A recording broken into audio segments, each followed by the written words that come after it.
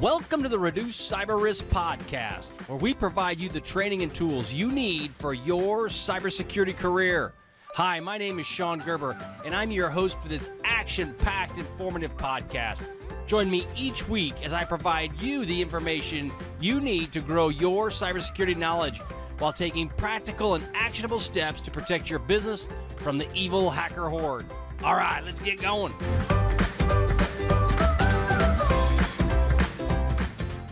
Welcome to Reduce Cyber Risk Podcast, March 11th, 2019.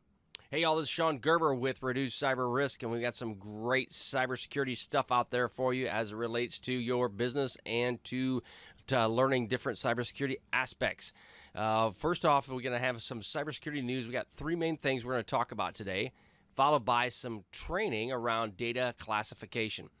Now, the main things we're going to talk about today in the cybersecurity space and the news is a flaw in smart car alarms. There's approximately 3 million cars that have been affected by this, and we'll get into that in detail.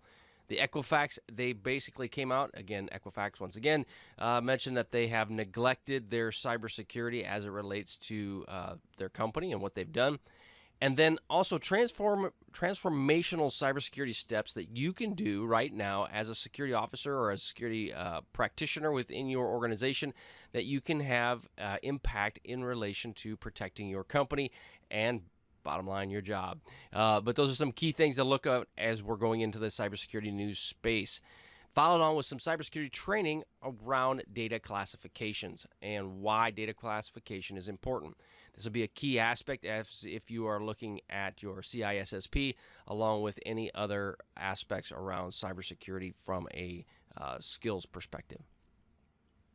So as we get into this, the cybersecurity news, we're going to have the smart car. Now, basically, there's about 3 million smart cars that were affected in this most recent breach.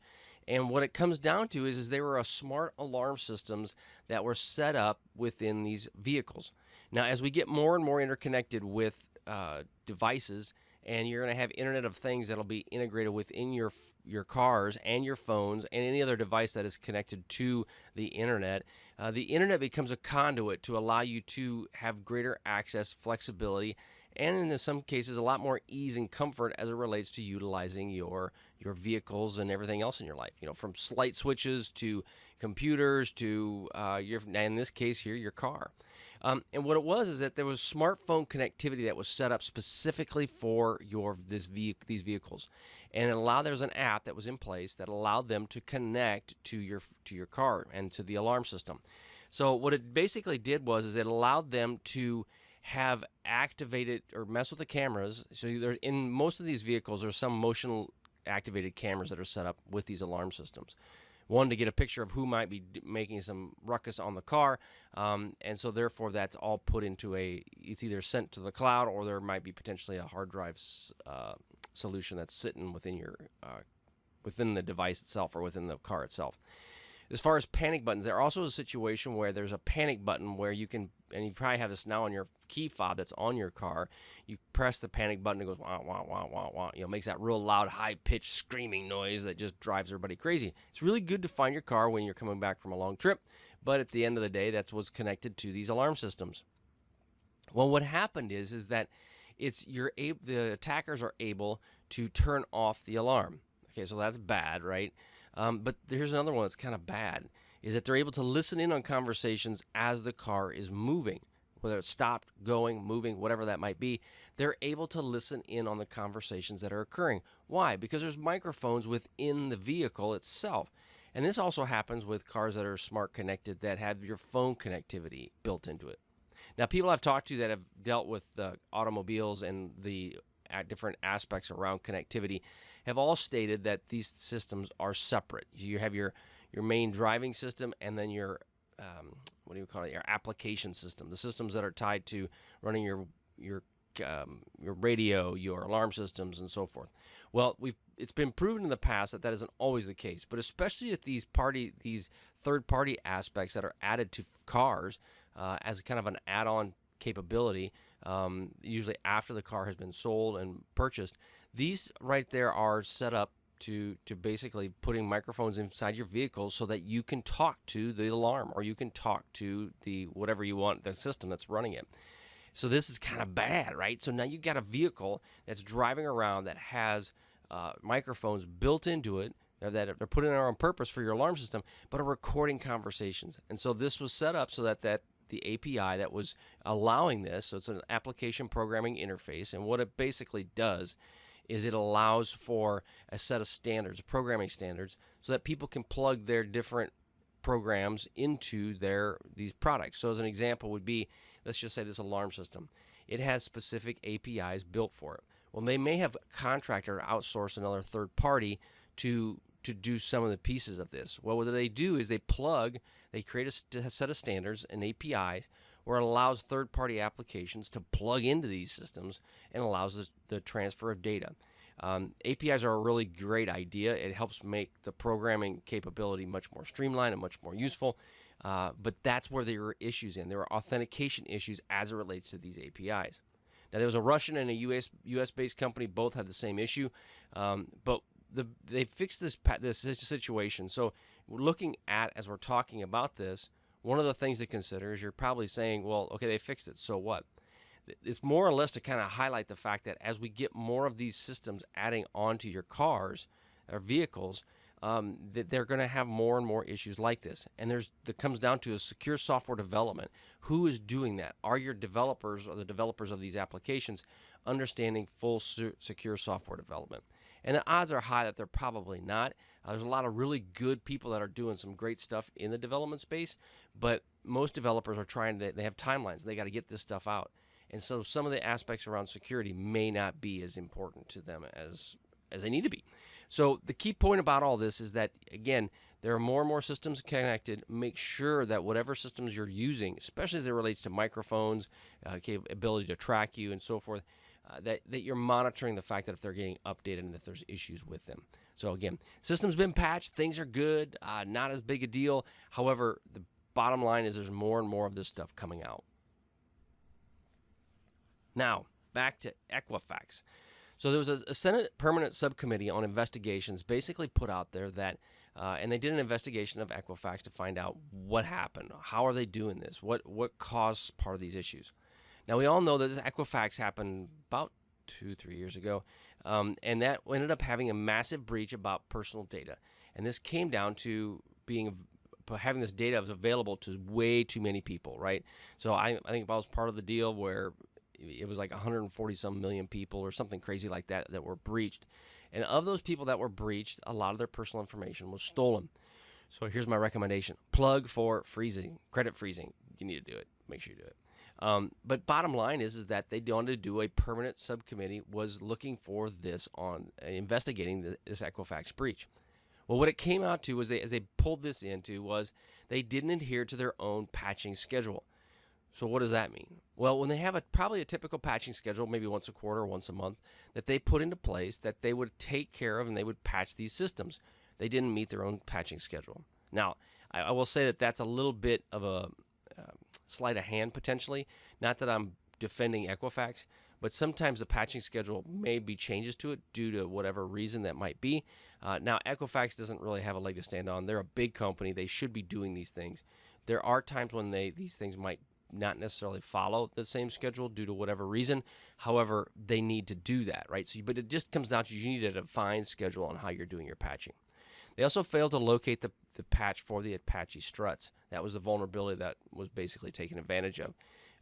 And so that was a pretty significant one. And the Apache struts was also a front-facing system where, basically everybody on the internet has access to it. So those are things that need to be evaluated and make sure that they're taken care of, especially ones that are front-facing systems.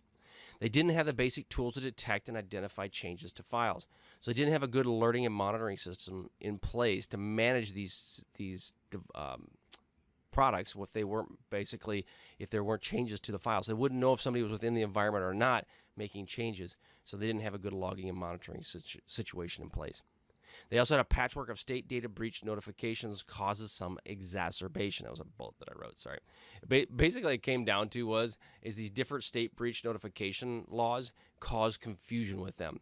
It caused them to have a situation where they didn't really know what to do and who to contact. And so those can cause some challenges. What is it, GDPR? Is it the state of South Carolina? Is it Ohio? Is it where's your headquarters at? How do you do the breach notification? All those things cause some issues. And now with the changes up in Massachusetts, that's going to add more complexity to it. But again, bottom line is that the breaches in laws are going to continue to happen. So you're going to have more and more breaches, and you're going to have more and more laws. But there has to be some level of consistency, especially in the United States, as it relates to breach notification and handling out a situation that were to occur. Bottom line, Equifax did not do all they could do to protect their data. They didn't. They also didn't do a very good job, and we all saw that, how they dealt with the situation and how they rolled out the problem or told people about the problem. So there's a lot of learnings that Equifax could have learned out of this. Obviously, I'm sure they have at this point, and I know most of their leadership is no longer there. They have new people running the show. But bottom line is that you got to keep up with your stuff, and you got to keep up your patches. You got to make sure that your systems are updated, and that you have a good plan in place to deal with the situation in the event that a bad thing would occur, such as a breach. Now, the next thing we're going to talk about is transformational cybersecurity. And basically, there's 3 paths on how to deal with that. Now, this is, as we're going to go into reduce cyber risk, we have multiple things we talk about as it relates to cybersecurity and what you can do as a cybersecurity professional on how to better protect your company and your business. And we're going to we always look at different strategies on how you can do this to best protect your company. And these are just some things that I saw in one of the articles around what could be done to help protect your company that I thought were kind of real easy, something that you could use and deal with on a daily basis.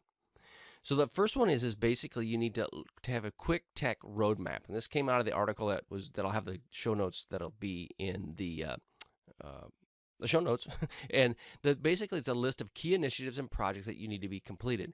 So as it relates to cybersecurity, what are some of the key projects and initiatives that you need to have finished up for yourself? Okay, so with looking at that, then as you have those projects and initiatives, you need to focus on some key ones that are just like 1, 2, maybe 3 initiatives you want to get done for the year.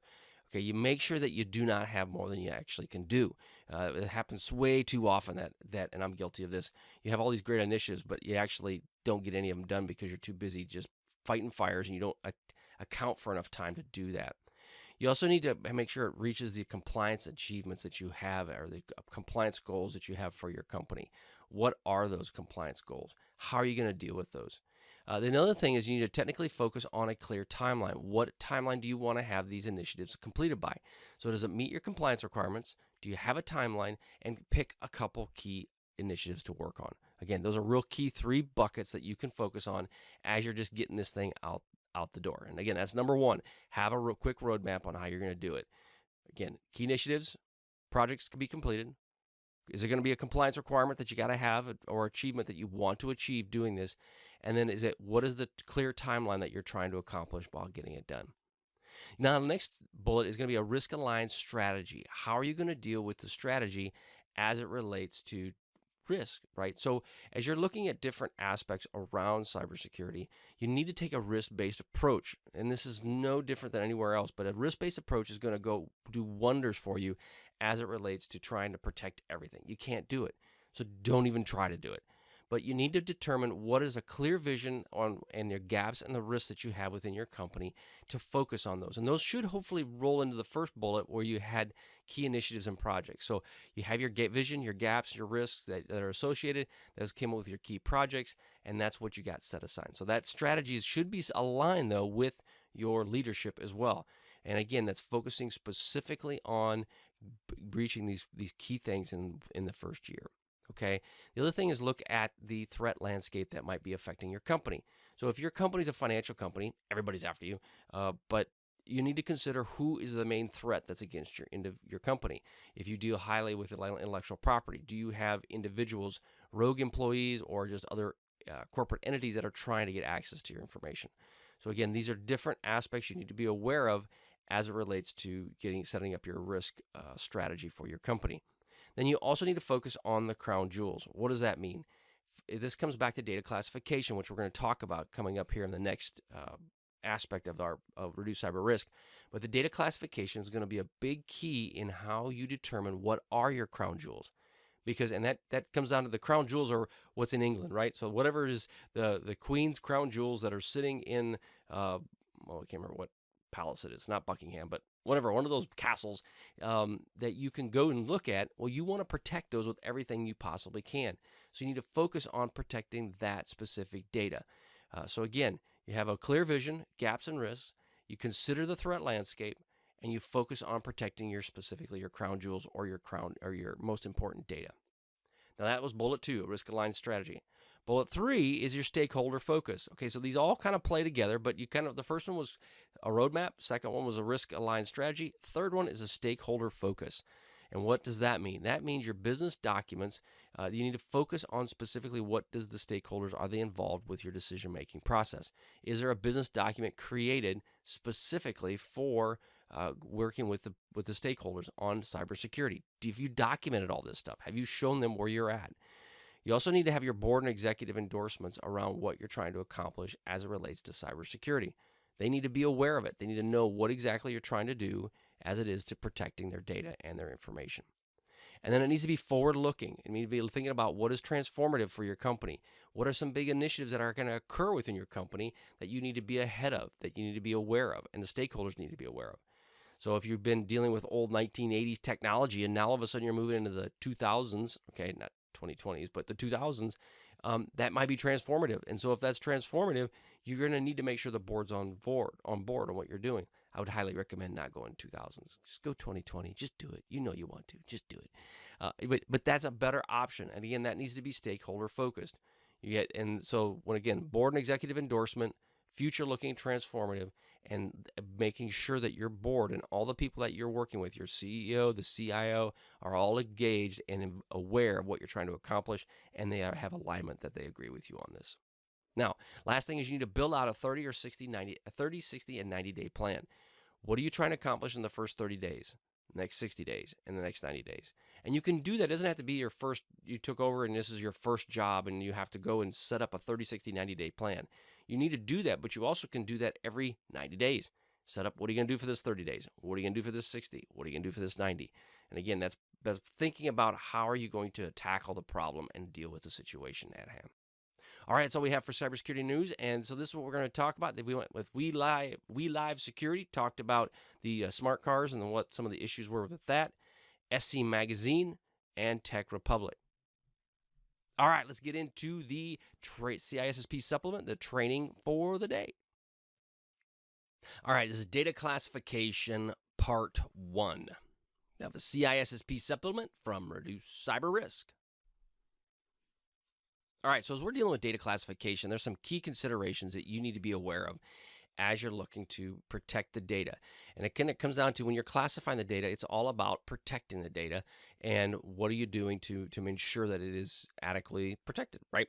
So some key considerations to look at is how you file, categorize, or bucket your specific data. Now, this is based a lot on the sensitivity of the data. So if you have specific information that is super sensitive, you may put it in certain buckets. If you have data that is not very sensitive, you will obviously change the buckets that you put the information into. And it's designed to define and document a process for securing the data. It's a process to deal with it and how you're going to secure your specific information and your data that it goes for your company. The other reasons for the data classification process is to identify sensitive files, intellectual property, or trade secrets. So as you're looking to protect your information, you need to consider what are these things.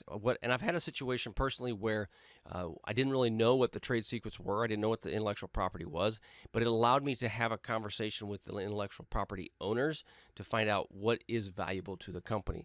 And that's the one good thing about data classification is as you get into it, you'll find out that there are big parts of it that around that you didn't know. But when you talk to people, you'll get a good understanding of what is important to the business. It also allows you to secure this specific data. So as you don't really know where the data is at, it helps you understand where it is so that you can better secure it. It allows you to track regulated data to comply with regulations. How do you comply specifically with the regulations? And are you meeting the requirements that might be spelled out within the data classification aspects?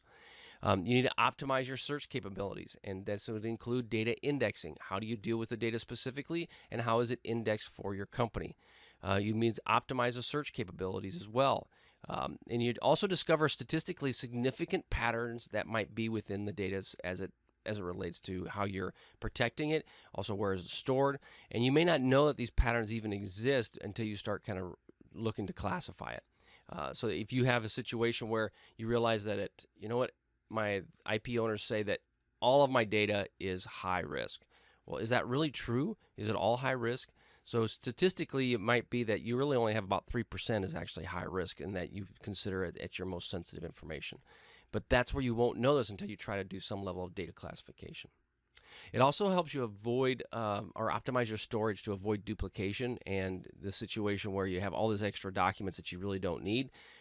You're focused on data classification. You realize, well, hey, I've got that document someplace else. Well, I've got this one someplace else. These are all key things to look at as you're dealing with data classification.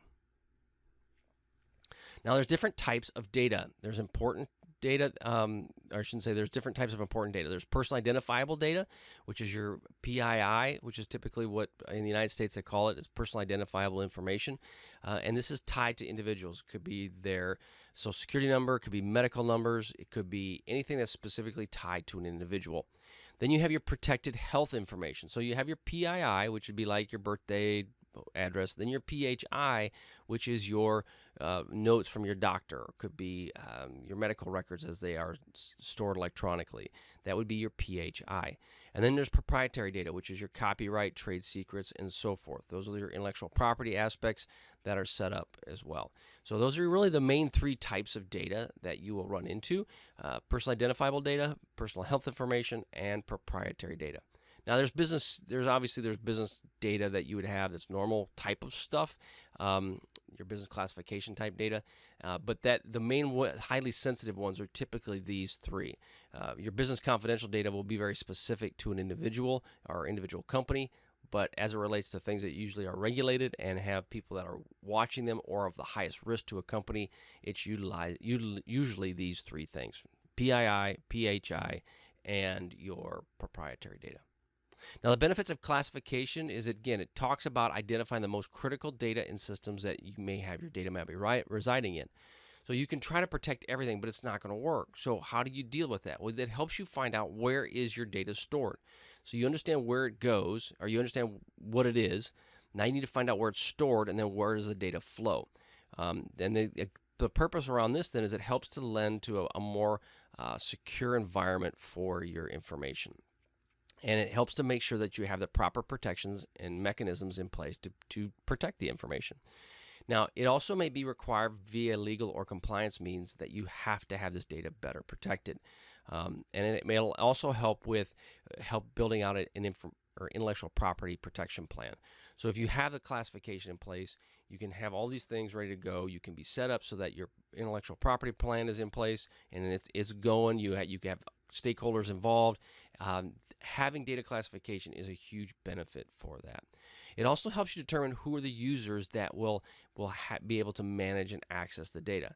Now, in the past, I've seen it where you have file shares that are set up specifically for an individual or for a group of people to access. Well, they go to this and they look at this data, but then when someone moves on to a new role, no one ever pays attention to it, and it basically becomes orphaned. And that happens a lot with information and data.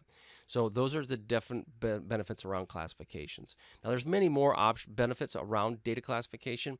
However, these are the key ones that if you focus on those will definitely help you out and take you a long ways.